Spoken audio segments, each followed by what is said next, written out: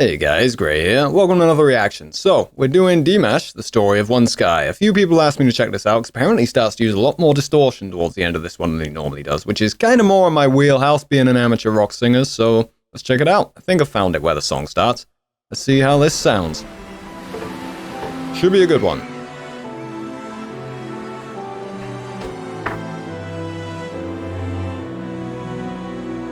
And I haven't maximized the video, have I? Apologies.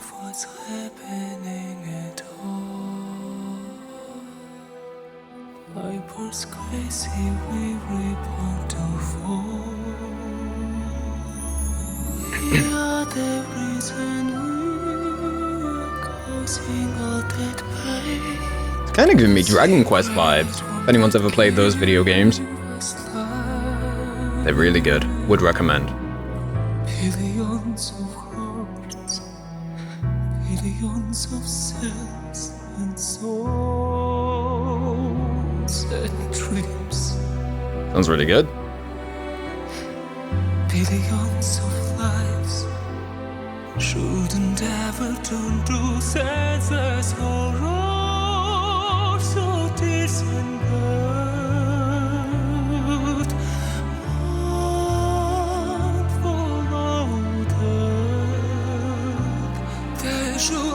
Yeah, I'm getting very Dragon Quest vibes from the orchestration. My task is to keep order and protect my country, but I don't deprive you of your freedom. The world is open for me. Shh, try to hear him sing. I want to give it to you. I'm sure there's a big story and plot that goes with this piece.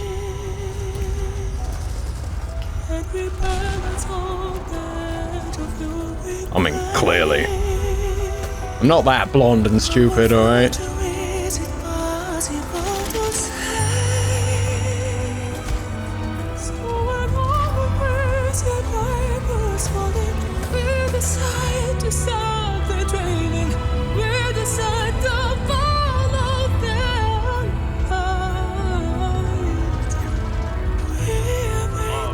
Really nice so far. He always seems to start his songs with really, like, the softer end of his dynamics, and then he builds up over the piece, which is really cool. A lot of singers aren't that dynamic. You can hear how deliberate it is he's doing that. It's very different from the kinds of singers that I normally listen to, who are really good singers, but they don't go for that sheer level of discipline and control with everything they do. Like, if you watch Dimash's live performances, everything's very heavily choreographed, everything's very tightly controlled and disciplined and thought out. And that goes for vocally as well, you know. There isn't a syllable that he doesn't know exactly what he's doing with what kind of mode he's approaching it with, what emotional intent and delivery, and what level of volume, breath pressure, the dynamics he's going for. It's all very deliberate, and it's really, really cool to hear someone expressing themselves through their voice with that level of control and accuracy and conscious decision-making. It's really cool, and it really gives me something to aspire to, even though not necessarily inclined to that higher level of discipline with my singing myself. You know, obviously, I'm a bloody scruffy rock singer. But it's still really cool to hear. Lets you know what you can develop to if you care to try. Or could develop to. Most singers never get this far. Is the way to unite people. Learn to share again. Learn to share again their love.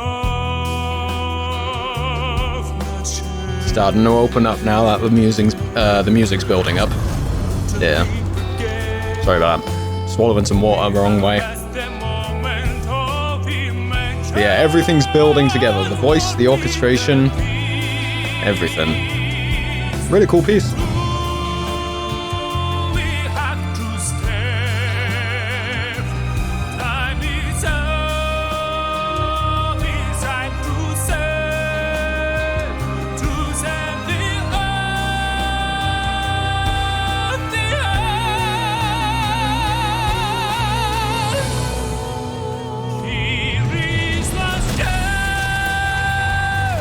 Big, bombastic, dramatic, works well with the visuals. Really cool. Like I say, everything tightly controlled and thought about, and yeah, really nice. Sounds beautiful.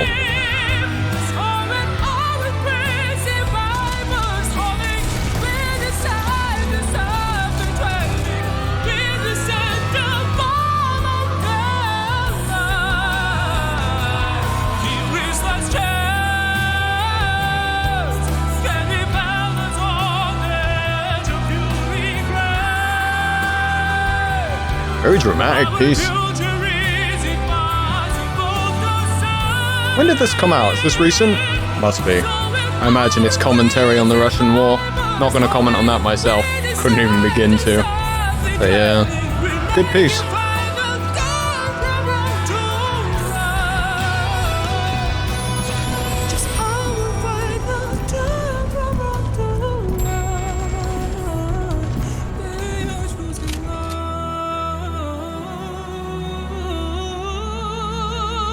That's really cool. Nice, quick little, simple runs. Kind of stuff I suck at.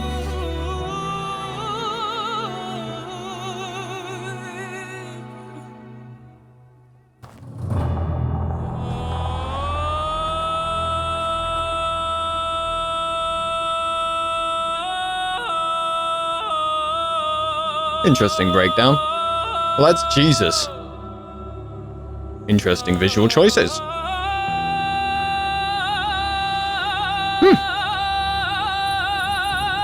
That's pretty cool. I'd like to see him do that live. I don't know how you do that kind of sound. I assume he's just going, but I don't know. Knowing Dimash, it's probably a lot more controlled and sophisticated a technique than that. It's very, very Eastern sounding. Incredibly. The scales they're using, yeah.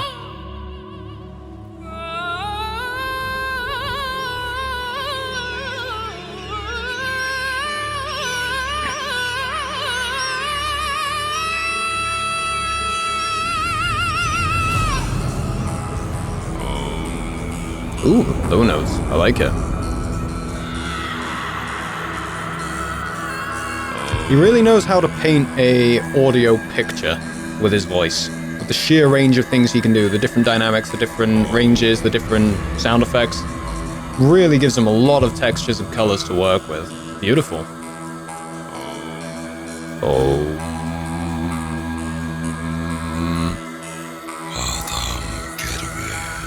That's cool. I really like these kind of low notes. I don't know if that's just really close mic, like, low, where it really picks everything up, or if that's like the kind of sound that bad guys do in video games, where it's like, look to the light within. You know, that sort of thing, but it sounds awesome, whatever it is. I love it. It works. It's really cool.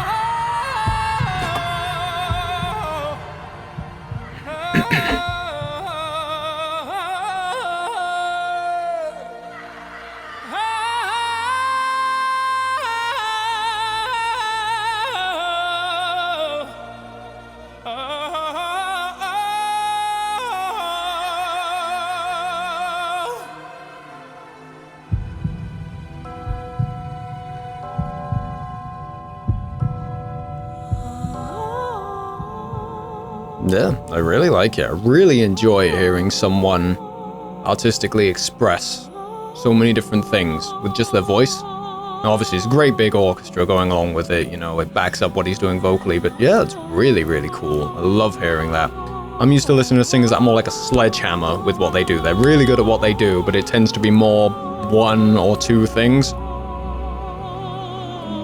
This is cool.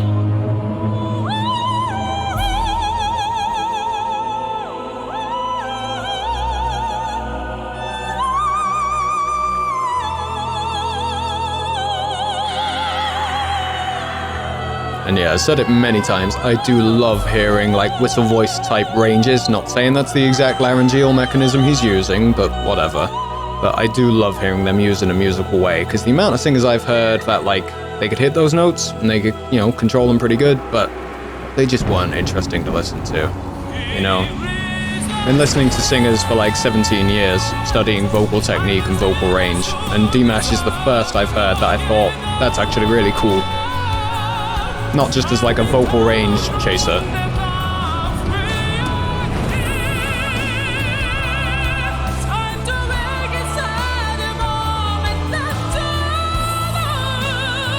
Beautiful.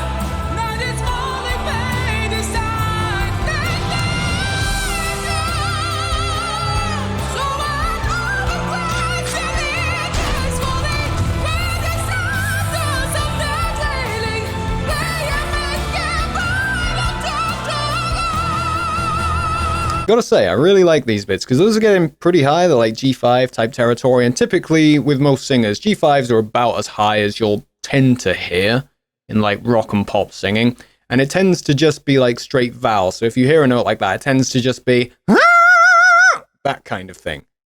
Those are actual words, and you can tell what he's singing, you know, and even though English isn't his first language, the diction's really solid, the delivery's really good. It's really cool. It sounds awesome to hear words sung up there. I think we're getting to the big climax bit now, so I'm going to shut up, and we're going to listen to that together and see what it sounds like, because some people have been recommending it specifically because, you know, rock singer reacts, whatever. So let's check this out together. Ah.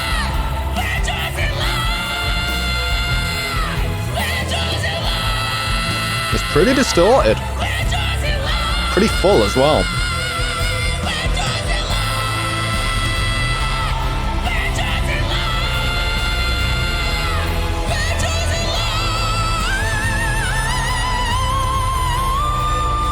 Yeah. That was cool. That worked really nicely. I love hearing distortion utilized in an artistic way, because again, a lot of singers I listen to are kind of one-trick ponies in comparison, and they hit distortion, that's just the way they sing, that's the way they sound, it's not so controlled, whereas with Dimash here, you can really hear the deliberate use of the different sounds. You've got the distorted sound, and this is probably a vocal technique thing to allow him to back off the air pressure to get up through those ranges in towards the more whistle note territory. I realize I'm illustrating a lot with my hands here, it doesn't really say much, but whatever. It's really cool, because I have issues with that myself. I can kind of hit a few whistle notes, which is fun. But to get from that kind of screamy gear up towards the higher end of that is tricky. You've got to be really fucking good to navigate that. Like, that's a difficult business. That's a lot of distortion for that full of sound, because most rock singers sit a bit closer to falsetto.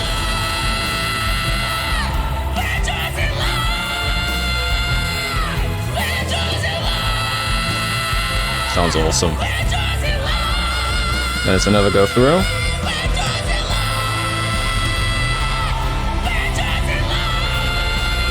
And then he backs off. Here the distortion kicks off there, so you go from a more distorted kind of, very full-on distorted, we're choosing life! We're choosing life!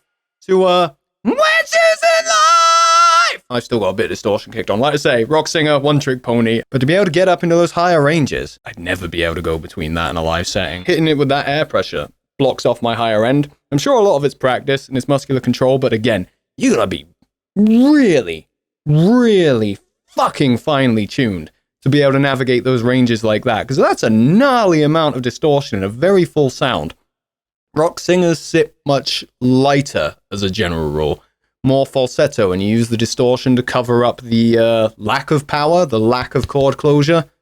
But yeah, he sounds beastly, really beastly there. I like that. I like that sound a lot. That was really, really cool to watch. That was awesome. That is like the vocalist tour de force for every trick in the book. You know, not all of them, I'm sure, but all the big ones most people will listen to and go, oh, that's really cool. You know, you'll hear like the screamy stuff in one singer. You'll hear the whistle voice stuff in another singer. You'll hear the low note stuff in another singer. You'll hear, you know, the kind of throat singing stuff they had in the middle. He was hinting at that kind of thing. But to hear it all in one complete package, really tightly choreographed and thought out, you know, it's not by accident he's hitting these things. That's some other level stuff vocally. I will say a lot of people are talking about distortion here, so if you kind of want to learn to do those sounds yourself, pick a note. My recommendation, if I was going to try to develop it, what I would do, I would start with a note in falsetto, doesn't have to be anything too crazy high, and then try to work in vocal fry, which is that sound that you get where you kind of go quiet and lowish, where you get that kind of sort of sound.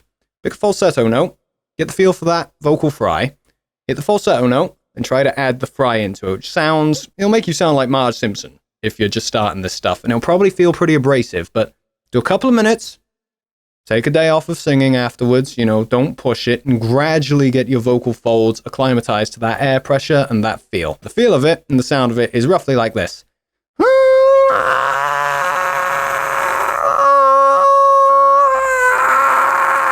And then as you get stronger, sounds like crap by itself, I know, but as you get stronger at that kind of sound, you can work in more fullness, which Dimash is pretty full. You don't have to be that full to get a convincing sound there.